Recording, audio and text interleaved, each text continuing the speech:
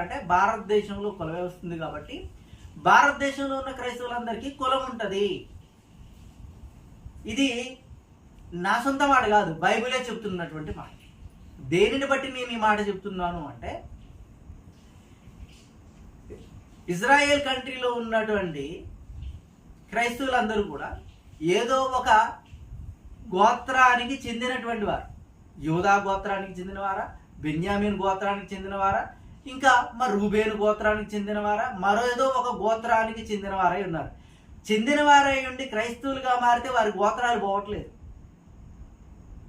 బైబిల్లోకి వస్తే బైబిల్లో పరిచయులైనటువంటి వాళ్ళు ఉన్నారు. వాళ్ళు యేసుప్రభువుని నమ్ముకుంటే ఆ పరిచయులు కాకుండా పోలేదు, సద్దుకాయలు కాకుండా పోలేదు, సుంకరులు కాకుండా పోలేదు.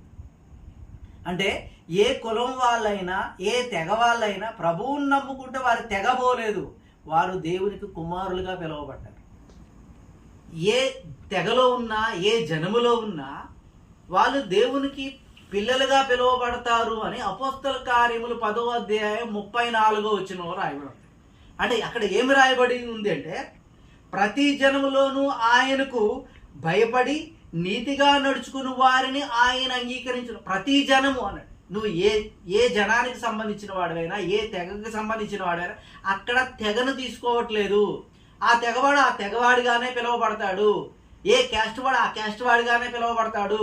ఏ క్యాస్ట్ వాడికి ఆ క్యాస్ట్లో పెళ్ళిళ్ళు జరుగుతూ ఉంటాయి.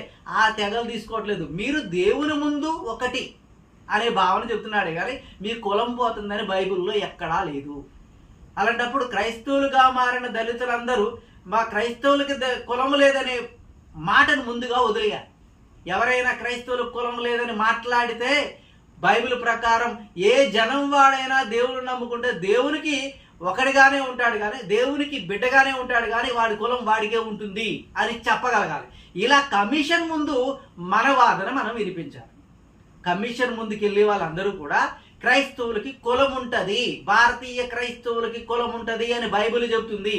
వాళ్ళు ఏ జనంలో ఉన్నటువంటి వాడైనా ప్రభువుని నమ్ముకోవచ్చు, వాళ్ళ యొక్క ఆ తెగ పోదు, ఆ తెగ పేరు పోదు అని బైబిల్ చెబుతుంది. ఇంకొక మంచి రిఫరెన్స్ బైబిల్ నుండి చూపిస్తాను.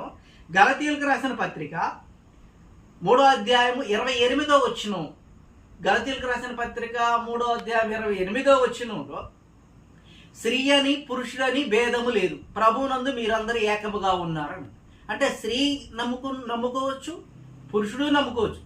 స్త్రీ అని నమ్ముకుంటే స్త్రీ కాకుండా పోదు, పురుషుడు నమ్ముకుంటే పురుషుడు కాకుండా పోడు. వీళ్ళు పురుషుడుగాను ఉంటారు, పురుషుడుగా ఉంటారు, స్త్రీగా ఉంటారు. కానీ